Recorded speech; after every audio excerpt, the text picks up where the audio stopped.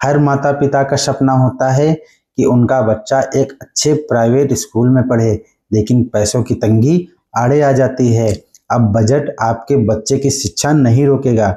जी हाँ, सरकार द्वारा चलाई जा रही योजना आरटीई के अंतर्गत कक्षा 1 से लेकर के कक्षा 8 तक की पढ़ाई का पूरा खर्चा सरकार उठाएगी।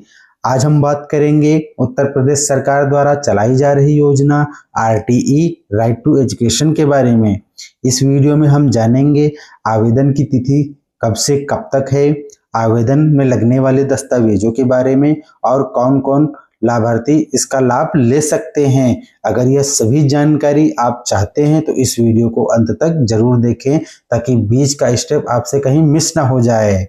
नमस्कार दोस्तों, स्वागत है आपका आज के मेरे इस वीडियो में। दोस्तों, योजना की सही जानकारी होना आवश्यक है, इसलिए आरटीई की ऑफिशियल वेबसाइट पर इसकी जो भी जानकारी है इस वीडियो के माध्यम से मैं आपको उपलब्ध करा रहा हूं, ताकि समय रहते जानकारी हासिल हो और आप योजना का लाभ उठा सके।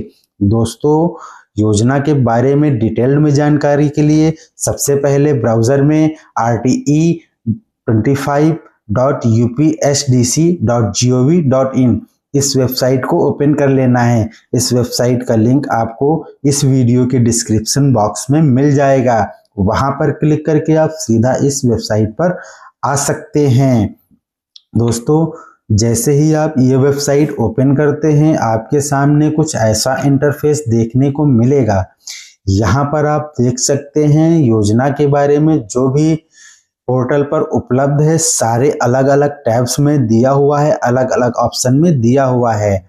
जैसे कि आप यदि एडमिशन शेड्यूल यानी कि आवेदन फॉर्म कब से कब तक भरे जा रहे हैं इनके बारे में जानकारी चाहते हैं तो आपको यहाँ पर क्लिक कर लेना है। एडमिशन शेड्यूल पर जैसे ही आप क्लिक करते हैं आपके सामने कुछ ऐसा इंटरफेस देखने को मिलेगा।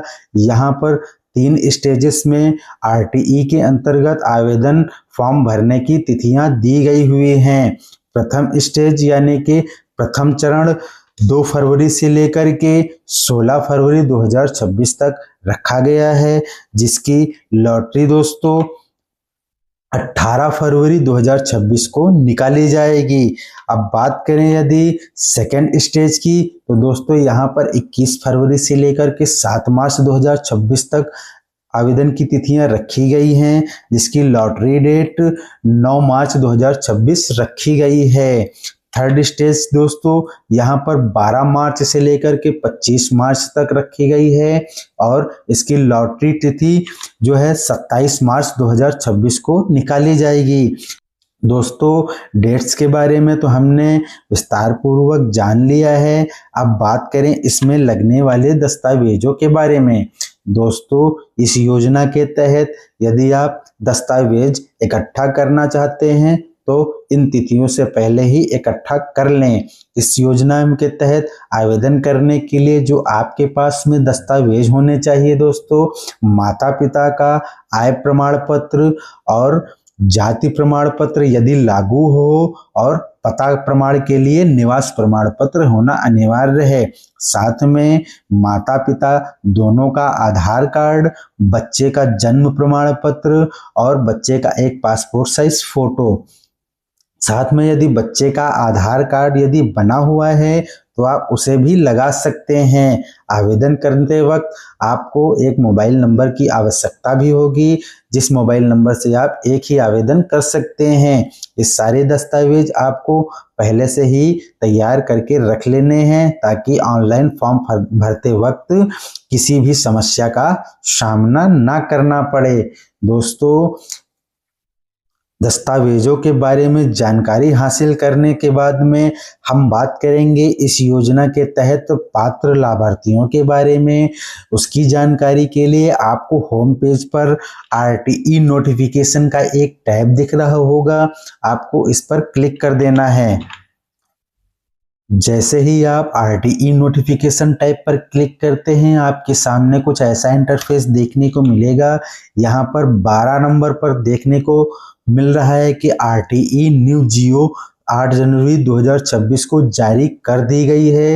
इस पीडीएफ को आपको अपने ब्राउज़र, कंप्यूटर, मोबाइल में जिस जगह पर आपने वेबसाइट ओपन की है उस जगह पर ओपन कर लेना। पीडीएफ जैसे ही ओपन होती है इसमें सरकार द्वारा निर्धारित बहुत सारे नियम और शर्तें बताई गई हैं जिनको विस्तार पूर्वक आप ध्यान से पढ़ सकते हैं। अब मैं आपको यहाँ पर लाभार्थियों की पात्रता हेतु जानकारी दे रहा हूँ, ध्यानपूर्वक इस वीडियो को जरूर देखें। यहाँ पर पात्रता से लेकर के देखिए दिया हुआ है अभिलाभित समूह के बालक बालिका जिनका संबंध अनुसूचित जाति, अनुसूचित जनजाति, सामाजिक और शैक्षणिक रूप से पिछड़ा वर्ग तथा निःशक्त बच्चे हैं, और HIV अथवा कैंसर पीड़ित माता पिता अभिभावक के बच्चे या अनाथ बच्चा चाहे वह बाल गृह में हो, इस योजना के तहत पात्र हैं। दूसरी कैटेगरी में दोस्तों यहाँ पर दुर्लभ वर्ग के बालक बालिकाओं का जिक्र किया गया है, जिसमें आप देख सकते हैं जिनके माता पिता या संरक्षक का अंत्योदय कार्ड जो कि सक्षम प्राधिकारी द्वारा निर्गत गरीबी रेखा से नीचे का होना चाहिए। अगर ये है तो आप इस योजना के तहत आवेदन कर सकते हैं। साथ में यहाँ पर जिसके माता पिता के दिव्यांगता, वृद्धावस्था या विधवा पेंशन आ रही है वो भी इस योजना के तहत आवेदन के पात्र हैं और इस योजना का लाभ ले सकते हैं। जिनके माता पिता या संरक्षक की अधिकतम वार्षिक आय यानी कि सालाना आय 1 लाख रुपए से अधिक नहीं है, 1 लाख रुपए तक है, और उनके पास में तहसील स्तर से निर्गत आय प्रमाण पत्र है, तो इस योजना के तहत आप आवेदन कर सकते हैं।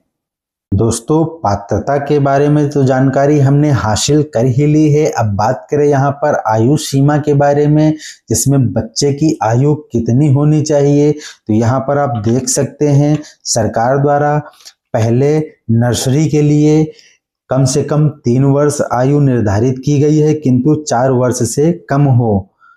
LKG के लिए 4 वर्ष निर्धारित की गई है किंतु 5 वर्ष से कम हो। UKG के लिए 5 वर्ष आयु निर्धारित की गई है किंतु 6 वर्ष से आयु बच्चे की कम हो।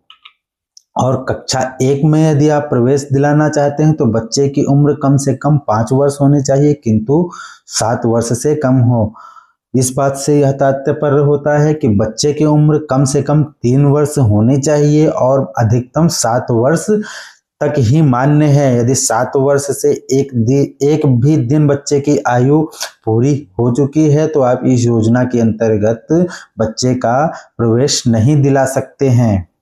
दोस्तों पात्रता, डॉक्यूमेंट्स और आवेदन की तिथि जानकारी हासिल करके अब हम बात करेंगे इस योजना के तहत रजिस्टर्ड प्राइवेट स्कूलों के बारे में। इनकी जानकारी के लिए दोस्तों आपको होम पेज पर वापस आ जाना है और यहाँ पर आपको list of mapped private school का एक ऑप्शन देखने को मिल जाएगा।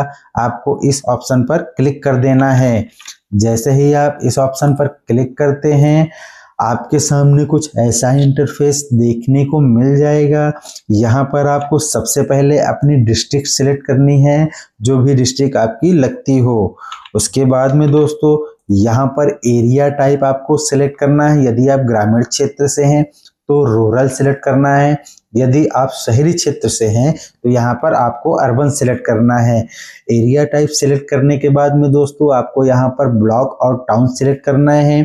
यदि आप ग्रामीण क्षेत्र से संबंध रखते हैं तो आपको ब्लॉक यानी का आपका विकास खंड यहाँ पर दिखाई देगा। जो भी विकास खंड ब्लॉक आपका लगता है इस लिस्ट में से आपको वो सिलेक्ट करना है। यदि आप शहरी क्षेत्र से आते हैं तो टाउन दिखेगा, आपका जो भी टाउन लगता है वो यहाँ से आपको सिलेक्ट करना है। ये सिलेक्ट करने के बाद में दोस्तों यहाँ पर आपको यदि आप ग्राम पंचायत से निवासी रहते हैं तो आपको यहाँ पर अपनी ग्राम पंचायत का नाम सिलेक्ट करना है, और यदि आप शहरी क्षेत्र से हैं तो यहाँ पर आपको अपने वार्ड का चयन करना है। जैसे ही आप ग्राम पंचायत या वार्ड का चयन करते हैं आपके सामने आपके एरिया में आपके ग्राम पंचायत में जो भी प्राइवेट स्कूल हैं और RTE के तहत रजिस्टर्ड हैं उनकी लिस्ट ओपन होकर के आ जाएगी।